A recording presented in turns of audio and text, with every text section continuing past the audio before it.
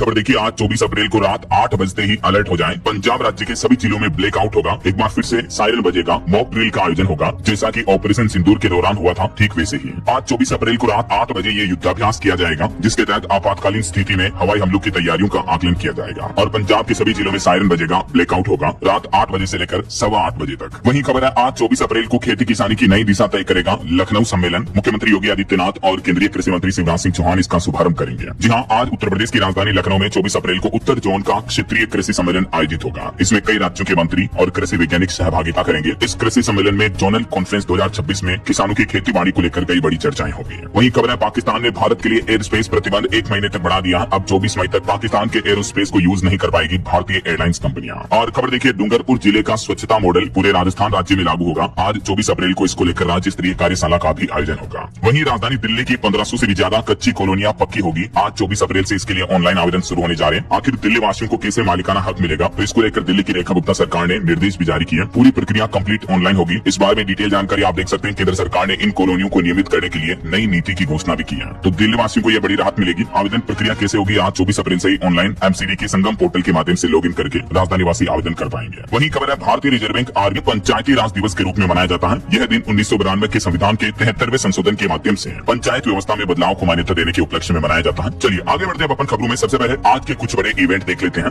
देखिए, प्रधानमंत्री नरेंद्र मोदी आज 24 अप्रैल को पश्चिम बंगाल में कई चुनावी जनसभाओं को संबोधित करेंगे, बंगाल के चुनाव के दूसरे चरण के मतदान के संबंधित। वहीं सीयूईटी पीजी का रिजल्ट आज 24 अप्रैल को जारी हो जाएगा। एनटीए की तरफ से अनाउंसमेंट किया गया है। और बढ़ियाई का मेगा ऑक्शन भी आयोजित होने जा रहा। आज 24 अप्रैल को लगेगी सरकारी बॉन्ड्स की बोली, तो निवेशकों के लिए काफी अच्छी अपॉर्चुनिटी होगी है। तो ये तो आज के कुछ बड़े इवेंट रहेंगे। चलिए दोस्तों, आगे बढ़ते खबरों में। सबसे पहले ईरान अमेरिका इजराइल जंग से जुड़े कुछ बड़े अपडेट देख लेते हैं। देखिए, जंग के हालातों के बीच आईईए ने एक बड़ी चेतावनी दी। कहा कि दुनिया पर मंडरा रहा इतिहास का सबसे बड़ा ऊर्जा संकट। यूरोप में तो स्थितियां बेहद गंभीर हैं। आईईए यानी इंटरनेशनल एनर्जी एजेंसी, अंतर्राष्ट्रीय ऊर्जा एजेंसी की तरफ से ये चेतावनी दी गई है। और डोनाल्ड ट्रंप की अब एक नई हरकत देखिए। ट्रंप ने अपनी अमेरिका की नौसेना को सख्त आदेश दिया, शूट एंड किल का। ट्रंप ने कहा कि होर्मुज रूट में ईरान की माइन बिछाने वाली बोट को देखते ही उड़ा दो। ट्रंप बोले कि होर्मुज से अमेरिका की नाकाबंदी नहीं हटेगी। ईरान के जहाजों को देखते ही गोली मारने का आदेश दिया। ट्रंप ने ईरान की राजधानी तेहरान को एक कड़ा संदेश दिया और अपनी यूएस नेवी को भी ऑर्डर जारी कर दिया। अमेरिका के राष्ट्रपति डोनाल्ड ट्रंप ने दावा किया कि अमेरिकी नौसेना का अभी होर्मुज जल डमरू मध्य पर पूरा कंट्रोल है। और युद्ध के हालातों का असर अब भारतीय जहाजों पर भी देखने को मिल रहा है। देखिए, भारत के करीब ईरानी टैंकर पर अमेरिका ने धावा बोला। हिंद महासागर में 3 जहाजों की घेराबंदी भी हुई। और इधर ट्रंप ने कुछ उल्टे सीधे बयान भी दिए भारत को लेकर। देखिए, ट्रंप ने भारत और चीन देशों को बताया नरक जैसी जगह। शेयर किया अब तक का सबसे विवादित पत्र भी। डोनाल्ड ट्रंप ने ऑनलाइन सोशल मीडिया प्लेटफॉर्म पर एक चिट्ठी शेयर की, जिसमें उन्होंने भारत को नरक बताया और भारत पर आरोप लगाते हुए कहा कि भारतीय अमेरिका में बच्चों को जन्म देकर नागरिकता लेते हैं और फिर अपने परिवार बुलाते हैं। तो ट्रंप की इस प्रतिक्रिया पर भारत के विदेश मंत्रालय की भी जवाबी प्रतिक्रिया सामने आई। विदेश मंत्रालय के प्रवक्ता रणधीर जायसवाल ने कहा कि फिलहाल मैं बस इतना कहूंगा कि हमने इससे जुड़ी कुछ रिपोर्ट्स देखी हैं और ट्रंप के ये बयान सरासर गलत हैं। हालांकि अपने बयान पर फिर ट्रंप ने पलटबाजी भी की। यू टर्न लेते हुए अमेरिकी राष्ट्रपति ने पहले तो भारत को नरक बताया था और अब कहा कि भारत एक महान देश है, मेरे दोस्त देशों में शीर्ष पर है भारत। तो कहने का मतलब ट्रंप एक घंटे पहले क्या बयान देते हैं, अगले घंटे क्या बयान देंगे, इसकी कोई गारंटी नहीं है। यही वजह की ट्रंप के बयानों को अब दुनिया ने सीरियस लेना भी कम कर दिया है। और इस बीच देखिए अगली बड़ी खबर, भारत में पेट्रोल डीजल के दाम नहीं बढ़े हैं। सोशल मीडिया पर चल रही खबरों को केंद्र सरकार ने भ्रामक बताया। बीते दिन आपको बताओ सोशल मीडिया पर इस तरह की खबरें चली थी कि पेट्रोल डीजल 28 रुपए तक महंगा हो चुका है। लेकिन केंद्र सरकार का कहना है कि ये खबरें गलत हैं। सरकार बोली कि पेट्रोल डीजल के दाम बढ़ाने का फिलहाल कोई प्रस्ताव जारी नहीं किया है। कोटक की रिपोर्ट में चुनाव बाद पेट्रोल डीजल की बढ़ोतरी का दावा किया गया था, तो इसको भी ministry of petroleum and gas मंत्रालय की तरफ से खारिज किया गया। देख सकते हैं आप। तो फिलहाल पेट्रोल डीजल के दाम नहीं बढ़ाए गए हैं। सरकार ने कहा कि बाजार में अफवाहें फैलाई जा रही हैं। सरकार ने यह भी दावा किया कि जनता को राहत देने के प्रयास भी जारी हैं दुनिया में चल रही जंग के हालातों के बीच। और यही वजह देखिए केंद्र सरकार ने अब एक नया कदम भी उठाया है। हमारे देश में ईंधन की कमी को दूर करने के लिए 41 बायोगैस सिलेंडर भरने और स्टोरेज प्लांट्स की भी मंजूरी दे दी है। पश्चिम एशिया में जारी संघर्ष के बीच केंद्र सरकार की तरफ से यह बड़ा फैसला लेते हुए आधिकारिक बयान जारी किया है। और किसानों को भी पश्चिम एशिया जंग का काफी बड़ा नुकसान हो रहा। देखिए, चावल निर्यात, चावल एक्सपोर्ट जो है वो 7.5% घटकर 11.53 अरब डॉलर ही रह गया है। वही देखिए बड़ी खबर, तेल की भीख मांगना बंद करो, होर्मुज संकट पर अब वेदांता ग्रुप के मालिक अनिल अग्रवाल ने बड़ी चेतावनी दी। उन्होंने बताया कि 88% तेल निर्भरता को खत्म किया जा सकता है। दुनिया भर में जो भारत तेल आयात करता है उसको आत्मनिर्भर बनाया जा सकता है। अनिल अग्रवाल ने होर्मुज संकट के मद्देनजर ये चिंता जताते हुए एक नई रणनीति भी बताई। उन्होंने देश में घरेलू तेल उत्पादन बढ़ाने, निवेश और आधुनिक तकनीक अपनाने का आह्वान किया ताकि देश ऊर्जा के क्षेत्र में आत्मनिर्भर बन सके। इसके साथ ही उन्होंने घरेलू तेल बढ़ाने के लिए 47,000 करोड़ के निवेश का एक नया प्लान भी बताया है। देख सकते हैं आप। उन्होंने कहा कि कागजी कार्रवाई छोड़ो, काम शुरू करो। भारत की अर्थव्यवस्था के लिए बड़ा जोखिम है अभी जो दुनिया में चल रही है हालात। तो वेदांता ग्रुप ने 47,000 करोड़ का दांव भी रखा, निवेश करने का संकल्प भी लिया। और जंग के हालातों के बीच देखिए इधर ईरान का कहना है कि मौजूदा हालातों में होर्मुज रूट नहीं खुलेगा जब तक अमेरिकी नाकेबंदी खत्म नहीं हो जाती, तभी सीज फायर हो सकता है। रिपोर्ट्स आ रही कि आज इस्लामाबाद में यूएस और ईरान के बीच बातचीत भी हो सकती है। यानी ईरान अमेरिका युद्ध विराम को लेकर शांति वार्तालाप की मेज पर फिर से लौट सकते हैं दोनों देश। इस्लामाबाद में इसको लेकर सुरक्षा तैयारियां भी तेज हुई। इधर डोनाल्ड ट्रंप ने यह भी कहा कि हॉर्मुज रूट में माइंस बिछा रहे ईरानी जहाजों को तबाह कर दो। हॉर्मुज हमारे नियंत्रण में है, हमारी परमिशन के बिना कोई भी जहाज यहाँ से नहीं निकल सकता है। डोनाल्ड ट्रंप ने अमेरिकी सेना को भी ये सख्त आदेश दिया। और खबर तो ये भी आ रही कि ट्रंप ने अपने देश के आर्मी चीफ के बाद अब नौसेना चीफ को भी बर्खास्त कर दिया। ईरान जंग के बीच परमाणु विभाग के साइंटिस्ट भी सस्पेंड किए जाएंगे। हनी ट्रैप में भी फंसे थे इन्हीं की बदौलत ट्रंप। तो अब अमेरिका के रक्षा मंत्रालय में लगातार अंदरूनी बदलाव को लेकर ये बड़े फैसले लिए जा रहे हैं राष्ट्रपति डोनाल्ड ट्रंप के द्वारा। तो ये दोस्तों जंग के हालात चल रहे हैं। चलिए आगे बढ़ते हैं अपन खबरों में। देखिए आप अगला अपडेट। देश के दिग्गज सरकारी बैंक बीओबी यानी बैंक ऑफ बड़ौदा ने वरिष्ठ नागरिकों के लिए लॉन्च किया एक खास तरह का बैंक अकाउंट, जिसमें सीनियर सिटीजन्स को कुछ एक्स्ट्रा लाभ मिलेंगे। ये खास सेविंग अकाउंट 60 साल या इससे ज्यादा उम्र के लोगों के लिए लॉन्च किया है बैंक ऑफ बड़ौदा की तरफ से। और इस अकाउंट में क्या क्या फैसिलिटी मिलेगी देख सकते हैं आप। इस तरह के अकाउंट खाताधारकों को 6 परिवार के सदस्यों तक फ्री ऑनलाइन डॉक्टर कंसल्टेशन की सुविधा मिलेगी। दवाइयों पर 15% तक की छूट मिलेगी। पैथोलॉजी टेस्ट पर भी 20% डिस्काउंट मिलेगा। बीओबी में वरिष्ठ नागरिकों को डोर स्टेप बैंकिंग की सुविधा भी मिलेगी, यानी घर पर ही उनको बैंकिंग फैसिलिटी के अलावा भी ये कुछ और एक्स्ट्रा बेनिफिट्स और फायदे भी दिए जाएंगे। देख सकते हैं आप डिटेल्स। चलिए बड़ी खबर देखिए। अब इस देश ने भी सख्ती दिखाई। 15 साल से कम उम्र के बच्चों के लिए सोशल मीडिया पर लगाने जा रहा बैन। संसद में विधेयक भी पारित हुआ।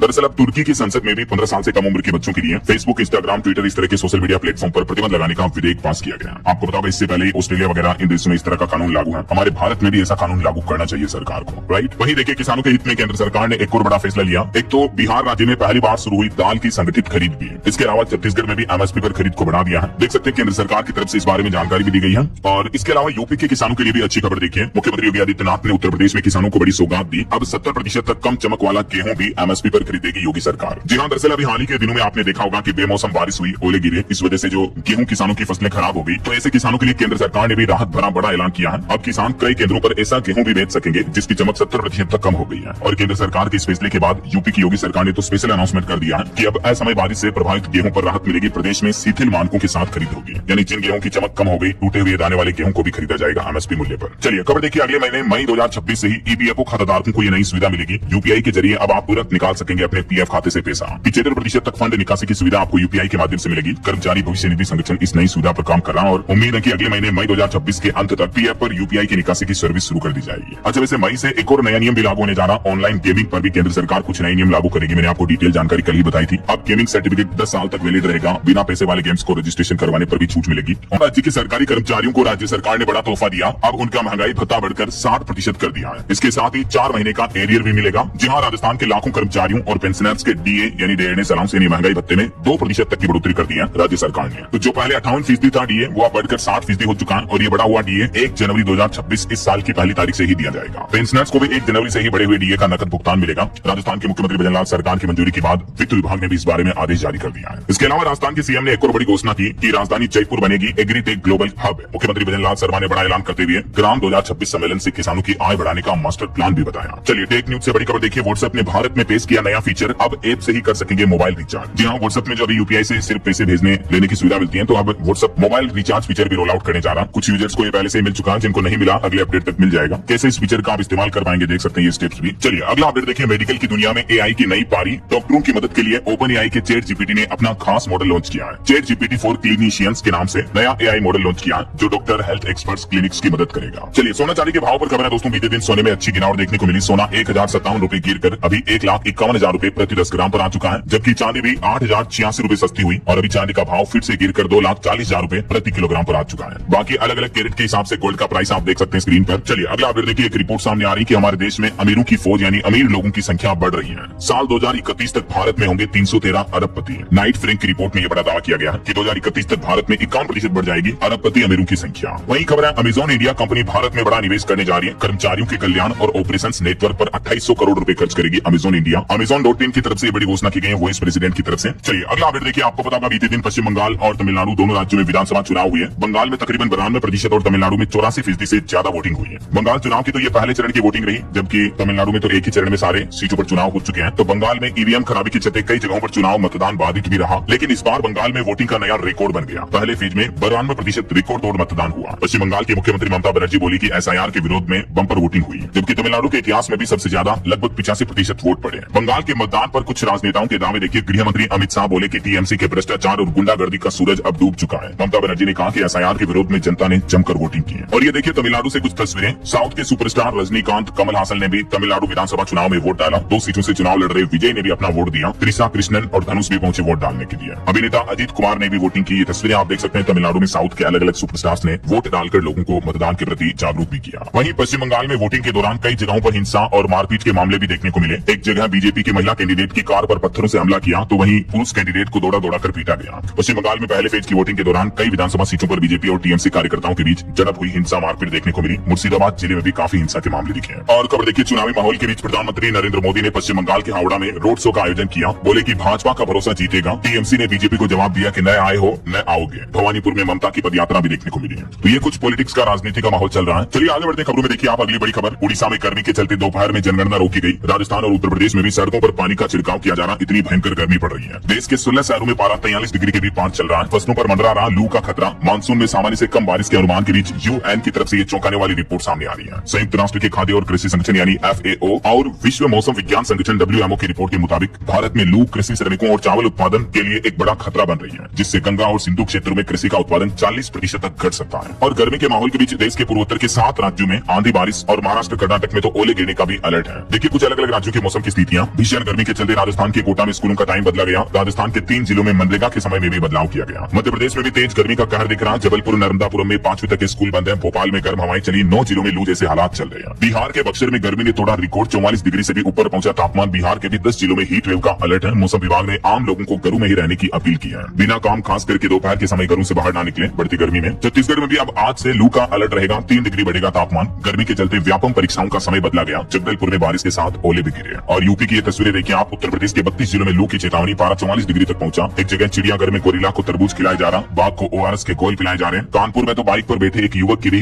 गर्मी की वजह से मौत हो गई। यूपी में भी भीषण गर्मी से स्थितियां काफी गंभीर चल रही है। झारखंड में मौसम विभाग का कहना है कि आज से बदलेगा मौसम। अब 3 दिन बाद राज्य में बारिश और तेज हवाओं के आसार रहेंगे, तो लोगों को थोड़ी भीषण गर्मी से राहत मिलने की संभावना है। 25-26 अप्रैल को झारखंड के उत्तरी पूर्वी इलाकों में हल्की मध्यम बारिश हो सकती है।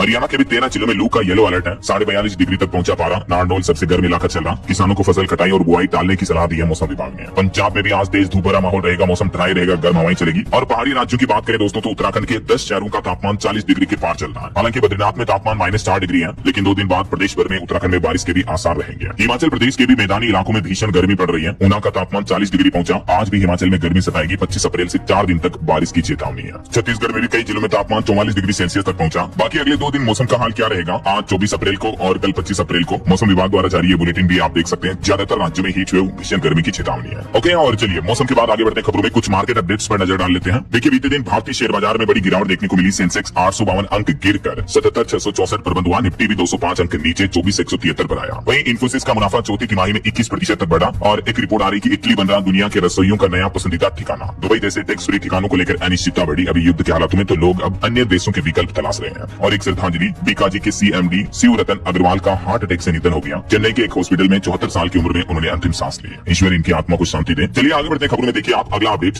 जज से बहस करने वाले वीडियो पर दिल्ली के पूर्व मुख्यमंत्री अरविंद केजरीवाल को नोटिस जारी किया। हाईकोर्ट ने पूछा कि सबसे पहले ये वीडियो किसने अपलोड किया। जितने लिंक बचे हैं उन्हें डिलीट करें। वहीं केरल के सबरीमाला मंदिर में महिलाओं के प्रवेश मुद्दे पर सुप्रीम कोर्ट के जस्टिस नाग रत्ना बोली कि व्हाट्सएप यूनिवर्सिटी से जानकारी नहीं चाहिए। शशि थरूर के आर्टिकल के जिक्र पर CJI ने कहा कि लेख पर्सनल ओपिनियन आपका। और खबर है 149 दिन बाद खुले बद्रीनाथ धाम के कपाट भी। मुख्यमंत्री पुष्कर सिंह धामी के बाद शंकराचार्य ने दर्शन किए। भगवान के लिए मौसम अनुकूल रहने के भी संकेत हैं। और इसके साथ ही अब उत्तराखंड के 4 धामों की यात्रा के कपाट खुल चुके हैं। वहीं देखिए सुकेश ने जेटलिन को जेल से एक और लेटर लिखा। कहा कि प्यार और जंग में सब जायज है। एक्ट्रेस ने गवाह बनने की अर्जी दी थी। सुकेश को 200 करोड़ के मनी लॉन्ड्रिंग और जबरन वसूली के मामले में अक्टूबर 2019 में गिरफ्तार किया गया था। और स्टूडेंट के लिए बड़ा अपडेट आ रहा। CBSE 10वीं सेशन 2 एग्जाम की डेट शीट जारी हो चुकी है। 15 मई से पेपर शुरू होंगे। 3 सब्जेक्ट में अनुपस्थित छात्र नहीं दे सकेंगे एग्जाम। ये पूरी डेट शीट भी आप देख सकते हैं। चलिए अगली खबर देखिए। भारतीय यात्रियों को फ्रांस ने बड़ी राहत दी। अब बिना ट्रांजिट वीजा के कर सकेंगे सफर। विदेश मंत्रालय ने कई मुद्दों पर रखा अपना पक्ष भी है। फ्रांस देश ने भारतीय स्टूडेंट के लिए बड़ी राहत भरी घोषणा की है। वहीं खबर है भारत चीन के बीच रिश्तों में भी सुधार दिख रहा। 5 साल बाद चीन के पर्यटकों को वीजा जारी करेगा भारत। गलवान झड़प के बाद से ये बंद थे, तो रिपोर्ट आ रही कि जल्द ही चीनी नागरिकों के लिए पर्यटन वीजा भारत द्वारा जारी किया जा सकता है। और खबर देखिए इंडिया अफ्रीका समिट में भारत के विदेश मंत्री डॉक्टर एस जयशंकर ने जारी किया लोगो और वेबसाइट। कहा कि भारत की विदेश नीति में अफ्रीका का अहम स्थान है। भारत अफ्रीका फोरम शिखर सम्मेलन 4th के लोगो और वेबसाइट का अनावरण किया। और खबर है 2006 मालेगांव ब्लास्ट केस में बॉम्बे हाईकोर्ट ने 4 आरोपियों को बरी किया। जांच एजेंसियों पर भी उठाए गंभीर सवाल। वहीं देश के रक्षा मंत्री राजनाथ सिंह अभी जर्मनी के बर्लिन दौरे पर पहुंचे हैं। और यहाँ जर्मनी संघ भारत के रक्षा सह उत्पादन का रोड मैप तैयार हुआ। इससे आत्मनिर्भर भारत को नई ताकत मिलेगी। रक्षा मंत्री राजनाथ सिंह की जर्मनी यात्रा के दौरान भारत और जर्मनी के बीच खास करके डिफेंस क्षेत्र को लेकर कई अहम समझौते होने जा रहे हैं। कुछ बड़े हादसों और दुर्घटनाओं की खबरें देखिए दोस्तों। उत्तराखंड में एक बड़ा हादसा हो गया। 300 मीटर गहरी खाई में गिरी गाड़ी, 8 लोगों की मौत हो गई। और विडंबना देखिए ये लोग खुद ही एक अंतिम संस्कार करके लौट रहे थे, सभी के सभी, लेकिन इनकी भी ये यात्रा अंतिम यात्रा बन गई। क्या कहोगे अब आप इस दुर्भाग्य भरी दुर्घटना पर। वहीं मिर्जापुर में भी एक बड़ा हादसा हो गया। देखिए 11 लोगों की मौत हो गई, बोलेरो में 9 लोग जिंदा जले। अपने बेटे का मुंडन संस्कार कराकर एक पूरा परिवार लौट रहा था, तभी इनकी बोलेरो का एक्सीडेंट हो गया, कोई भी नहीं बचा। एक्सीडेंट इतना भीषण था कि सबों को पहचानना भी मुश्किल हो गया। उत्तर प्रदेश के मिर्जापुर में बीती देर रात ये बड़े सड़क हादसे में 11 लोगों की जान चली गई। चलिए अगली बड़ी चौंकाने वाली खबर देखिए। 14 साल की उम्र में सिर्फ हिंदू बेटियों को जबरन धर्मांतरण करवाया जा रहा और फिर उनका निकाह करवाया जा रहा। पाकिस्तान में हिंदुओं के साथ इस तरह का खौफनाक खेल खेला जा रहा है। जी हाँ, पाकिस्तान में अल्पसंख्यक हिंदू बच्चियों के साथ दरिंदगी का ये खौफनाक खेल चल रहा है। ये रिपोर्ट खुद संयुक्त राष्ट्र की तरफ से जारी की गई हालिया रिपोर्ट ने दहलाने वाली सच्चाई उजागर की है पाकिस्तान की, जिसके मुताबिक वहाँ 14 साल या उससे भी कम उम्र की हिंदू लड़कियों का जबरदस्ती अपहरण करके उन्हें डरा धमकाकर जबरन धर्मांतरण करवाया जाता है और फिर उनसे जबरदस्ती मुस्लिम युवकों के साथ निकाह करवा दिया जाता है। देखिए पाकिस्तान में हिंदुओं का रहना जीना कितना मुश्किल है। वहीं खबर है नेपाल के 100 रुपए वाले नियम पर भी भारत का जवाब आ गया। अब बिहार बॉर्डर पर नहीं होगी दिक्कत। दरअसल नेपाल द्वारा भारत से 100 NPR से ज्यादा का सामान लाने पर कस्टम ड्यूटी लगाने के नियम से जो सीमावर्ती लोगों को परेशानी हो रही है, तो इस पर अब भारत के विदेश मंत्रालय की तरफ से ये जानकारी दी गई और कहा गया कि निजी इस्तेमाल के लिए घरेलू सामान ले जा रहे आम लोगों को नहीं रोका जाएगा। भारत के बिहार राज्य की नेपाल सीमा जो लगती है, यहाँ आम लोगों को पर्सनल यूज के सामान लाने ले जाने के लिए नहीं रोका जाएगा ऐसा। हालांकि नेपाल सरकार के इस फैसले का विरोध देखने को मिल रहा है उन्हीं के देश में, जिन युवा भी इसका विरोध कर रहे हैं। और बीते दिन तो नेपाल के गृह मंत्री ने भी इस्तीफा दे दिया, इन पर मनी लॉन्ड्रिंग में भ्रष्टाचार के आरोप है। चलिए ऑटो इंडस्ट्री से खबर देखिए। भारत में इलेक्ट्रिक लग्जरी सेडान सेगमेंट में एक बड़ा धमाका। आज 24 अप्रैल को Mercedes Benz CLA EV model launch करने जा रही कंपनी है। वहीं बजाज पल्सर NS 400Z भी अब 350 सीसी के साथ लॉन्च किया कंपनी ने। ये बाइक है और इसकी अक्स शोरूम कीमत 1,93,000 रुपए है। और स्टूडेंट को लेकर एक रिपोर्ट सामने आ रही है। हार्वर्ड की स्टडी में ये खुलासा हुआ कि अच्छा छात्र कौन है। जो अच्छे छात्र होते हैं, अच्छे विद्यार्थी स्टूडेंट, उनके 4 प्रमुख गुण होते हैं। पहला जिज्ञासा, यानी उनमें हर एक चीज को जानने की क्यूरियोसिटी होती है, जिज्ञासा होती है। दूसरा सटीक चिंतन, वो कोई भी फैसला लेने से पहले अच्छा चिंतन मनन करते हैं, थिंकिंग करते हैं। तीसरा नैतिकता, एथिक्स को ज्यादा महत्व देते हैं। चौथा सही समझ, राइट अंडरस्टैंडिंग। तो ये स्टूडेंट के 4 गुण होते हैं जो एक विद्यार्थी को अच्छा बेहतर विद्यार्थी बनाते हैं ऐसा। ये हार्वर्ड यूनिवर्सिटी की रिसर्च में खुद रिपोर्ट सामने आ रही है। बाकी ये कुछ ऐसे टिप्स हैं जो UPSC JEE नीट के जो बड़े बोर्ड टॉपर्स रहे हैं उन विद्यार्थियों की तरफ से पर्सनल एक्सपीरियंस के साथ जारी किए गए स्टूडेंट के लिए। तो देख लीजिएगा, आप अपने स्क्रीनशॉट ले लीजिएगा फोन में। चलिए अगली खबर देखिए। बिहार को एक और रेल लाइन की सौगात मिली। चकिया मधुबन बेरगनिया रूट के सर्वे को मंजूरी मिली है। बिहार के इस रूट पर नई रेलवे लाइन को केंद्र सरकार की भी मंजूरी मिल चुकी है। बिहार से जुड़े कुछ और अपडेट देखिए दोस्तों। बिहार में किसानों के लिए भी खुशखबरी है। अब मुफ्त बीज के लिए करना होगा आवेदन, 100% तक मिलेगा अनुदान। इस योजना का लाभ उठाने के लिए अगले महीने 15 मई तक ऑनलाइन या ऑफलाइन किसी भी माध्यम से आवेदन कर सकते हैं बिहार के किसान भाई लोग। बस केवल इन कुछ शर्तों को पूरा करना जरूरी होगा किसानों को इस योजना का लाभ लेने के लिए। वहीं खबर है बिहार में कृषि फार्म की जमीन पर बनेंगे 11 नए टाउनशिप भी। बिहार की नई सरकार की कैबिनेट बैठक में इसको भी मंजूरी मिल चुकी है। इसके अलावा बिहार में 80 साल से ज्यादा ऊपर के बुजुर्गों को घर बैठे मिलेगी संपत्ति रजिस्ट्री की सुविधा भी है। और बिहार में पुलिस दीदियों को स्कूटी भी वितरित की जाएगी। बिहार के नए मुख्यमंत्री की कैबिनेट बैठक में ये कुछ और महत्वपूर्ण फैसले लिए गए। मैंने आपको इन फैसलों की डिटेल जानकारी बीते दिन भी बताई थी। दरअसल बिहार के नए मुख्यमंत्री सम्राट चौधरी ने पहली कैबिनेट बैठक आयोजित की, जिसमें बिहार में 11 ग्रीनफील्ड टाउनशिप बनाने की भी मंजूरी दी। जमीन रजिस्ट्री अब पेपरलेस होगी। महिला पुलिस कर्मियों को पुलिस दीदी योजना के तहत स्कूटी वाले वाहन वितरित किए जाएंगे। वहीं बिहार सरकार ने एक और बड़ा फैसला लिया। 11 नए शहरों में जमीन खरीद बिक्री पर रोक लगा दी गई है और बिहार के स्कूल कॉलेजों में भी गश्त करेगी अब 4700 पुलिस दीदियां, महिला पुलिस कर्मियों की तैनाती रहेगी ऐसा। वहीं बिहार पंचायत चुनाव 2026 की तैयारियां भी शुरू हो चुकी हैं। पूरी प्रक्रिया डिजिटल होगी। 27 अप्रैल से जारी होगा प्रपत्र 1। राज्य निर्वाचन आयोग की तरफ से भी इस बारे में निर्देश जारी किए गए हैं। और देखिए बिहार में पूर्णिया में एक और रील बनाने वाली महिला SHO को भी सस्पेंड कर दिया है। बाकी बिहार कैबिनेट के कुछ और बड़े फैसलों की जानकारी आप देख सकते हैं। सम्राट कैबिनेट में ये अहम फैसले लिए गए। चलिए आगे बढ़ते खबरों में देखिए आप अगला अपडेट। देश भर की पंचायतों को लगभग 4.5 लाख करोड़ का अनुदान दिया गया। केंद्रीय पंचायती राज सचिव बोले कि इससे आत्मनिर्भर बनेंगे भारत के गांव। रूरल इंडिया को विकसित करने के लिए केंद्र सरकार ने ये बजट को मंजूरी दी है। और हरियाणा में वुमेन रिजर्वेशन यानी महिला आरक्षण बिल पर अब बहस की साक्षी बनेगी विधानसभाएं। हरियाणा और मध्य प्रदेश में 27 और 28 अप्रैल को विशेष सत्र आयोजित किए जा रहे हैं महिला आरक्षण बिल को लेकर। वैसे हरियाणा में ग्रुप डी के कर्मचारी भी अब क्लर्क बनेंगे। प्रमोशन कोटा 10% तक बढ़ाया जाएगा। 27 अप्रैल को जो विशेष सत्र आएगा उसमें विशेष बिल लाया जाएगा। ये भी हरियाणा सरकार का प्लान है। और आपकी हेल्थ को लेकर एक चौंकाने वाली रिपोर्ट सामने आ रही है कि सावधान हो जाएं, आंतों में गड़बड़ी से शुरू हो सकती है ऑटो इम्यून बीमारियां। थकान और जोड़ों का दर्द इसके शुरुआती संकेत होते हैं। हालिया साइंस रिसर्च में ये रिपोर्ट सामने आ रही है। National institute of health NHIH के आंकड़ों के मुताबिक ये डिटेल जानकारी आप देख सकते हैं। वहीं मणिपुर राज्य में देखिए हिंसा में अब तक 58,000 से भी ज्यादा परिवार विस्थापित हुए, यानी दूसरी जगह पर जाकर बस गए। 217 लोगों की मौत हुई। हाल ही में विदाई की मौत के बाद चूराचांदपुर में भी बंद है। मणिपुर में मई 2023 से शुरू हुई जातीय हिंसा में हजारों लोगों को अपनी जीवन शैली बदलनी पड़ी। सैकड़ों लोगों की मौतें हो गई। ये चौंकाने वाली रिपोर्ट सामने आ रही है। वहीं देखिए दोस्तों महिला आरक्षण मुद्दे पर अब नारी शक्ति वंदन अधिनियम पर 28 अप्रैल को उत्तराखंड में भी विधानसभा का विशेष सत्र आयोजित होगा। राज्यपाल ने जारी की अधिसूचना। खबर है 30 अप्रैल से जम्मू श्रीनगर के बीच दौड़ेगी नई वंदे भारत ट्रेन। रेल मंत्री इसको हरी झंडी दिखाएंगे। और हिमाचल प्रदेश के 8.5 लाख पेंशनर्स के लिए बड़ी खबर है। सरकार ने भुगतान करने के नियमों में संशोधन यानी बदलाव किया है। इसके साथ ही अब हर तिमाही के अंतिम महीने के पहले सप्ताह में पेंशन मिलेगी और दिव्यांगता पेंशन को भी बढ़ाया गया है। हिमाचल की सुक्खू सरकार की तरफ से ये फैसले को लेकर डिटेल जानकारी दी देख सकते हैं आप। वहीं खबर है राजस्थान में चावर माइंस में लगातार 5वें दिन भी हड़ताल जारी है। 2000 मजदूरों की रोजी रोटी पर संकट छाया हुआ है। मैनेजमेंट प्रबंधन पर गंभीर आरोप भी लगे। नोएडा की तरह राजस्थान में भी यहाँ श्रमिक हड़ताल पर है। और रेलवे का अच्छा प्लान देखिए देखिए गर्मी की छुट्टियों में एंजॉय कर पाएंगे। छत्तीसगढ़ से भी दौड़ेगी 18 समर स्पेशल ट्रेनें। वैसे देश भर के अलग अलग राज्यों में टोटल 908 नई रेलगाड़ियां चलाएगा रेलवे, जो 18,000 से भी ज्यादा फेरे करेगी। गर्मी की छुट्टियों में यात्रियों की बढ़ती संख्या और मांग को देखते हुए देश भर में समर स्पेशल ट्रेनें चलाने जा रहा रेलवे। और खबर आ रही कि दुबई सिंगापुर को टक्कर देते हुए आईजीआई बनेगा दुनिया का ग्लोबल ट्रांजिट हब। इसको मंजूरी मिलते ही 60% तक क्षमता बढ़ जाएगी। आईजीआई यानी जो दिल्ली का इंदिरा गांधी अंतर्राष्ट्रीय एयरपोर्ट है, वो दुनिया के कई बड़े देशों के एयरपोर्ट से भी अब बड़ा ट्रांजिट हब बनने जा रहा है। अच्छा, रेल यात्रियों के लिए एक और अच्छी खबर है, रेलवे ने स्वच्छता के नियम भी बदल दिए हैं। स्टेशनों पर अब आपको दिखेंगे 4 रंग के डस्टबिन। यूपी प्रयागराज समेत उत्तर प्रदेश के कई शहरों से ये नई शुरुआत होने जा रही है। अब रेलवे पर स्टेशन पर आप भी कुछ खाते पीते हो तो कचरा आपको डस्टबिन में ही डालना होगा। ये नए नियमों की गाइडलाइंस भी आप देख सकते हैं। और खबर है झारखंड को मिलेगा नया जिला, गोडा से अलग होगा महागामा। मंत्री ने दोहराया अपना वादा और नया जिला बनाने की मांग फिर से तूल पकड़ रही है। उड़ीसा राज्य में भीषण गर्मी का कहर देखिए, सुंदरगढ़ में 27 अप्रैल तक जिले के सभी स्कूल बंद करने का आदेश जारी कर दिया प्रशासन ने। और झारखंड राशन कार्ड को लेकर बड़ा अपडेट सामने आ रहा। पोटका में 603 आयकर दाताओं और गाड़ी मालिकों के कार्ड रद्द करने की प्रक्रिया भी शुरू हुई है। मतलब देखिए कई सारे इनकम टैक्स पेयर्स भी राशन कार्ड से सरकारी राशन का लाभ ले रहे हैं। तो अब झारखंड सरकार ने अपने आदेश में कहा कि इन सभी लोगों के राशन कार्ड रद्द किए जाएंगे जिनके पास 5 एकड़ सिंचित या 10 एकड़ असिंचित भूमि है, जो आयकर दाता है, जो जीएसटी होल्डर है, जिसके पास 4 व्हीलर कार वगैरह गाड़ी है। तो ऐसे लोगों को अब राशन का लाभ नहीं मिलेगा, क्योंकि कई ऐसे लोग भी राशन का लाभ ले रहे हैं। जरा सोचिए आपको बता दो पिछले महीने भी झारखंड के कई जिलों में लाखों राशन कार्ड निरस्त किए गए। सबसे ज्यादा धनबाद, जमशेदपुर वगैरह में अपात्र राशन कार्ड पाए गए। इस बार फिर से झारखंड सरकार ये अभियान चला रही है इस महीने। चलिए बड़ी खबर देखिए, राजधानी दिल्ली में डायबिटीज के मरीजों और अस्पतालों को चेतावनी दी गई। नकली माउंट जारो इंजेक्शन के खतरे पर एडवाइजरी जारी हुई है। हाल ही में हरियाणा के गुरुग्राम में जो नकली इंजेक्शन पाया गया, उसके बाद पूरी राजधानी दिल्ली में भी हड़कंप समझ गया और दिल्ली सरकार ने आम लोगों के लिए एडवाइजरी और गाइडलाइन का नोटिस भी जारी किया है। चलिए खबर है, उत्तर प्रदेश में स्मार्ट मीटर उपभोक्ताओं को बड़ी राहत मिली। बिजली उपकेंद्रों पर लगेंगे कैंप, तत्काल शिकायतों का समाधान होगा। मुख्यमंत्री योगी आदित्यनाथ की तरफ से ये निर्देश जारी किया है। वहीं बीते दिन गोरखपुर में भी सीएम योगी ने 1054 करोड़ की परियोजनाओं का लोकार्पण शिलान्यास किया। इससे बदलेगी शहर की तस्वीर। कुछ और स्टेट न्यूज अपडेट देख लेते हैं फटाफट से। देखिए आप, मध्य प्रदेश में अब 100 लाख मीट्रिक टन गेहूं की खरीदी होगी। केंद्रीय मंत्री प्रहलाद जोशी ने भेजा पत्र, मुख्यमंत्री मोहन यादव ने भी घोषणा की है। छत्तीसगढ़ में भी समर सीजन में 18 स्पेशल ट्रेन चलाई जाएगी। देश भर में 908 की, तो मैंने आपको बताया डिटेल। और छत्तीसगढ़ में जनगणना 2027 की तैयारियां भी तेज हुई, प्रशिक्षण कार्यक्रम शुरू हो चुके हैं। वहीं छत्तीसगढ़ में शासकीय कर्मचारियों के आचरण नियमों पर भी यू टर्न लिया सरकार ने। पहले सख्ती, फिर आदेश पर लगाई रोक। विभागों और कलेक्टर्स को जारी किया गया नया आदेश। देख सकते हैं आप, ये नया ऑर्डर भी है। और यूपी लखनऊ में हज यात्रियों को भगवा झंडी दिखाकर रवाना किया गया। फूट फूट कर बच्चे रोए। भारत का पहली बार हज में एआई का इस्तेमाल भी देखने को मिल रहा है इस बार, ताकि हज यात्रियों को किसी तरह की कोई दिक्कत ना हो। इस बार हज यात्रा में स्मार्ट वॉच दी जा रही यात्रियों को, जिनसे उनकी लाइव लोकेशन ट्रैकिंग वगैरह रहेगी।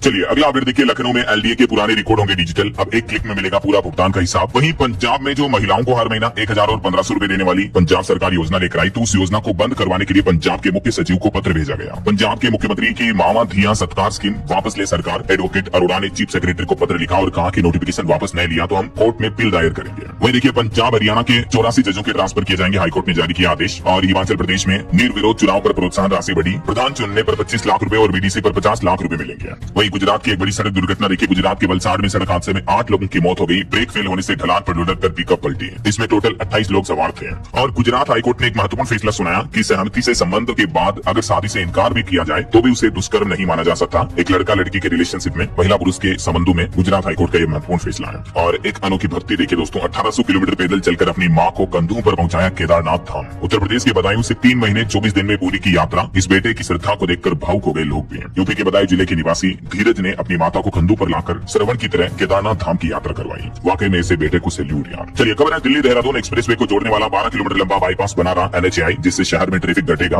वहीं उत्तर प्रदेश में घर खरीदारों के लिए बड़ी राहत की खबर है। यूपी रेरा ने फ्लैट ट्रांसफर फीस पर सीमा लगा दी। अब बिल्डर नहीं वसूल पाएंगे मनमानी कीमत भी। देख सकते हैं आप ज्यादा जानकारी। और ईरान अमेरिका युद्ध के हालातों के बीच जो देश में गैस संकट चल रहा है, इस बीच यूपी सरकार ने भी नया आदेश जारी कर दिया। उत्तर प्रदेश में पीएनजी कनेक्शन वालों को लौटाना होगा अपना एलपीजी सिलेंडर। 3 महीने का अल्टीमेटम दिया। हर दिन अभी 2000 नए कनेक्शन भी मिल रहे हैं यूपी में। वहीं जर्मनी में रक्षा मंत्री राजनाथ सिंह ने अपना संबोधन दिया। भारत में रक्षा निवेश के अवसरों पर भी जोर दिया। बड़ी खबर देखिए, नौकरियों से निकालने को लेकर माइक्रोसॉफ्ट ने अपने कर्मचारियों से कहा कि एक मुश्त पैसा लो और नौकरी छोड़ दो। माइक्रोसॉफ्ट ने हजारों कर्मचारियों को यह ऑफर दिया। वहीं खबर है, मुंबई में अब हिंदी बोलने वाले नहीं चला पाएंगे ऑटो रिक्शा, टैक्सी वगैरह। 1 मई से यह नया नियम लागू होने जा रहा। हाल ही में आपको बताऊंगा, महाराष्ट्र सरकार ने नया आदेश, नया नियम लागू किया था कि ऑटो रिक्शा चालकों के लिए महाराष्ट्र में मराठी भाषा का ज्ञान अनिवार्य होगा। राइट, तो इस आदेश पर भी अब कंट्रोवर्सी देखने को मिल रही है कि ऑटो रिक्शा चालकों के लिए मराठी भाषा अनिवार्य करने पर सियासत गर्म हुई। अमित ठाकरे बोले कि अगर मराठी लोगों को तकलीफ हुई तो सड़क पर पीटेंगे। और भारत में अभी गर्मी कितनी पड़ रही है दोस्तों, इस पर एक चौंकाने वाली रिपोर्ट सामने आ रही है कि दुनिया के 20 सबसे गर्म शहरों में से 19 शहर तो भारत के हैं, जिसमें 7 बिहार के तो 8 पश्चिम बंगाल के शहर हैं जो सबसे ज्यादा गर्म है। वहीं खबर है, यूडीआईडी कार्ड धारक अब मेल एक्सप्रेसवे के ट्रेनों के इन कोच में फ्री में सफर कर पाएंगे, इनको कोई रोकेगा नहीं।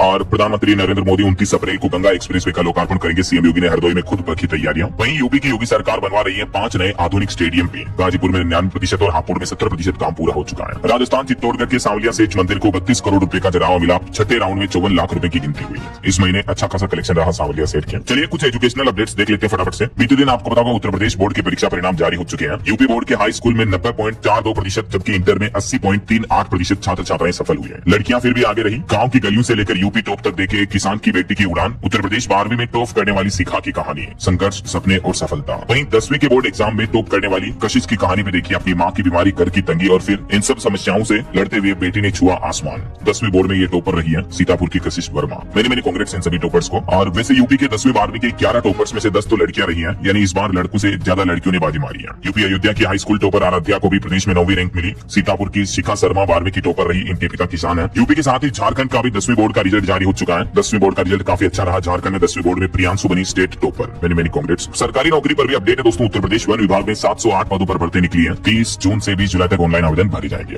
ओके।